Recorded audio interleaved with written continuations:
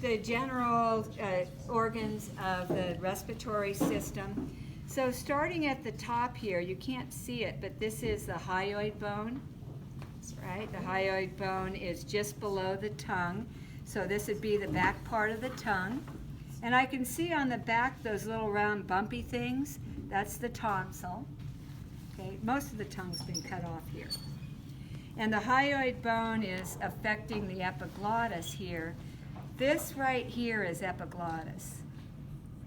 Right, so when I'm moving it, you can see it's moving the hyoid bone.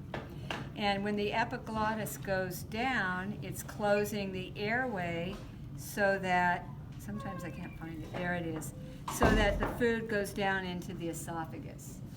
So if we lay this out like you would see it in the pig then here's the trachea, and tucked into these C-shaped rings, like you can see here, they're not closed in the back, then the esophagus fits right in that little groove right there.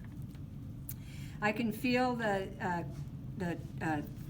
thyroid cartilage here. Right here is the opening into the cricoid cartilage below it. Okay, now we need some flashlight action. Oh, good. Okay, so here's this piece right here is the top of the thyroid cartilage. These things right here are arytenoid. They're triangular, and the bottom part of the triangle is affecting the vocal folds. But you're going to have to come up closer. You can see the vocal folds down this. Can you see them? If you look down the glottis. We'll have a whole filming session, okay? I'll be happy to help you guys do that.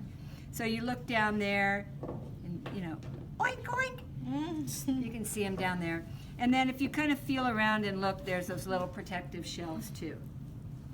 All right, so then past the larynx, the trachea, these two branches right here would be main bronchus, one to each lung, or primary. And then the pig has a bunch of strange lobes, if you ask me. And I'm sure they would be pig-shaped. But you see how they have all these little spare parts here too? Mm-hmm. Right, so apparently they have two larger ones and then several little smaller ones. You can see right here the internal part of the lung. The little lobules are so small you don't even really see the spongy nature, but I highly recommend you put on gloves and squeeze them. They take spongy to a whole new level. Look at how bouncy. Okay. All right, there you go.